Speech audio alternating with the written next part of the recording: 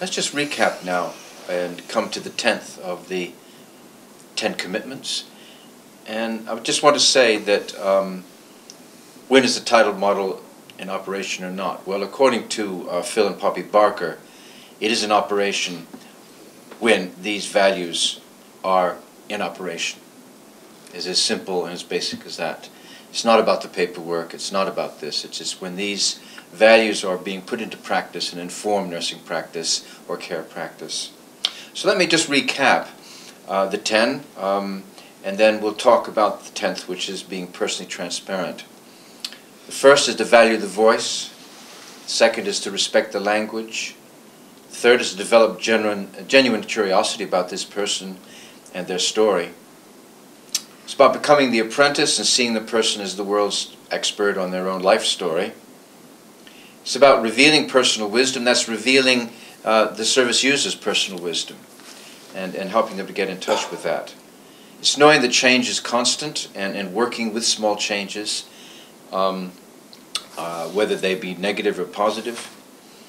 Use the available toolkit. Again, we had a bit of a discussion around that in language, but really it's about what works for this person and what have they shown in the past works. And let's tap into that maybe and see whether it will help under the present circumstances. It's about crafting the next step beyond, however small. It's about giving the very precious gift of time. And finally, number 10, to be personally transparent. We're working together as a team, aren't we? It really is about being open and honest with the person you're with. It sounds a bit scary to me. What do you think? Some people cannot deal with the truth. Some people are frightened of it, and some people can only live by it. To get a genuine rapport, develop an understanding with each other, you've got to be upfront and honest. And if that person can take it, deliver it. But let's face it, we all are different people, and some people cannot take a reality. They rather invent a reality rather than take on today's reality. So it depends on who you're dealing with, and if you are dealing with somebody, it's best to be upfront all the way, because that will aid their recovery. But say some people in nurses and others don't really know how to do that. They start to wobble, they don't, perhaps not too secure about their own boundaries. What if the patient discloses for the first time perhaps a childhood abuse situation? How do they handle that? There can be a lot of fear amongst nurses around being transparent and actually letting the conversation go where it will, as it were. But before you do that, you must explain to the person that if you say something which I believe would harm you or harm others, I would have to inform. As long as somebody knows that that's in place first, and that's something you've got to do, otherwise you're not being transparent. I think we have to remember here that we're not just dealing with one human being, that is the patient, we're dealing with another human being, which is the professional. And I've always been barking on about, patients are human beings, etc. But I've also come to find in my experiences for teaching input with nurses and meeting lots of different types, is that professionals are human beings and they have their failings. And it's honesty about being honest about their own emotions as a human being within that professional, not always hiding behind the professional. Look, yes, you have to have personal boundaries, and I'd be the first one to say that, yes, you must trust somebody's professional capabilities. But I think that shouldn't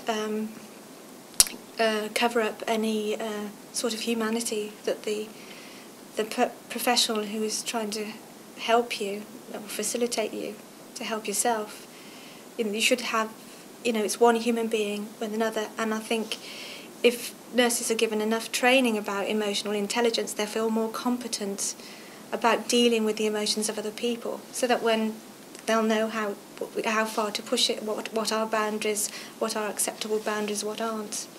And I think it makes everybody's life easier, that of the patients, which is the most important thing. But I don't think it should be any really less important, the well-being of the nurse and the satisfaction they get out of working with vulnerable people. So they don't see it as just a job where they keep their head down, you know, they really get fulfilment out of their work. I think also they have to be always supported themselves. Absolutely. Yeah. Any nurse, especially a psychiatric nurse on an inpatient ward, needs regular support and supervision. Yep. Somebody they know they can turn to if something comes up that they can't deal with. Somebody to help them decide upon their own boundaries. And somebody to support them and just help them develop as a person, really, as well as develop as a nurse.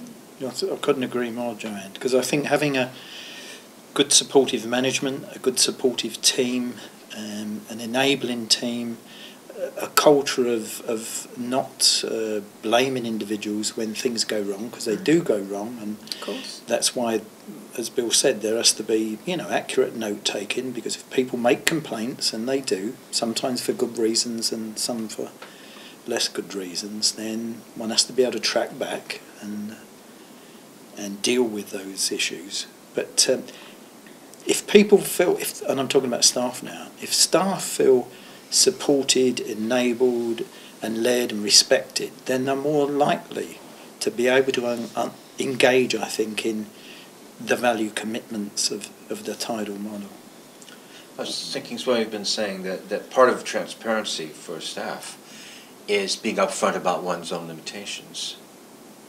Yeah. You know, and not feeling you have to be the fount of all wisdom and competency, Yeah. or pretend that you are when deep inside you don't have a clue and are feeling really frightened and want to get out of there. So I think it's really important that we be honest and upfront with our colleagues and with service users about what we feel we can handle and deal with. I think that's very powerful, because you Yeah. sometimes think that they're a different species, but we're not. We're all human beings together, you know. And it's that sharing that sort of being what is being human together, which is powerful.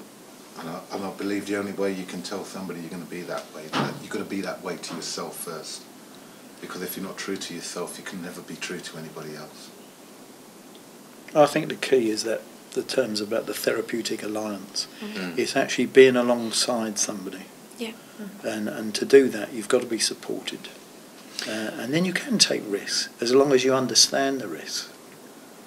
I mean, for me, this is the difference between care and treatment. Is certainly medication is very helpful for people.